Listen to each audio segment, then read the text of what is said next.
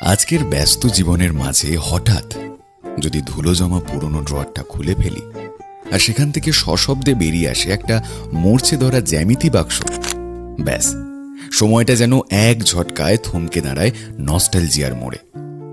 জ্যামিতি বক্স আমাদের জীবনের অঙ্ক শেখায়। কিভাবে?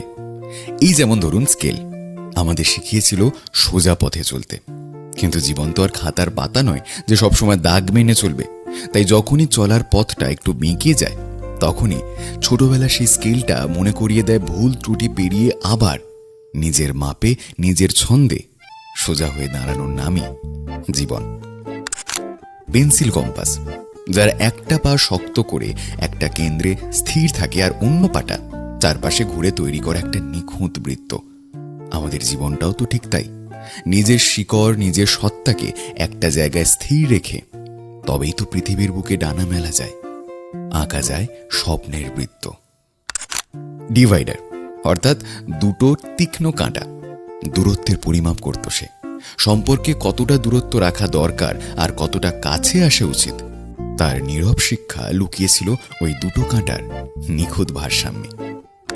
চাঁদা অর্থাৎ 180 ডিগ্রির কোণ মাপা সেই জাদুদণ্ড। সে আমাদের বুঝিয়েছিল দৃষ্টিভঙ্গি কখনো একমুখী হয় না।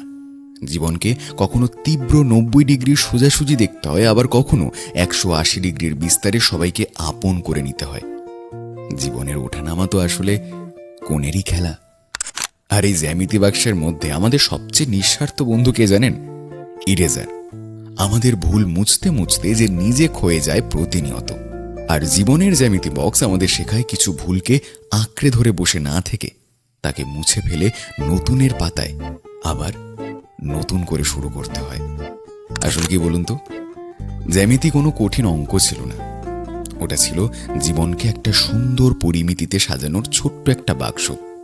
আমাদের জীবনের ভাঙা গড়ার গল্প, আমাদের প্রতিদিনের হিসেব নিকেশের গল্প।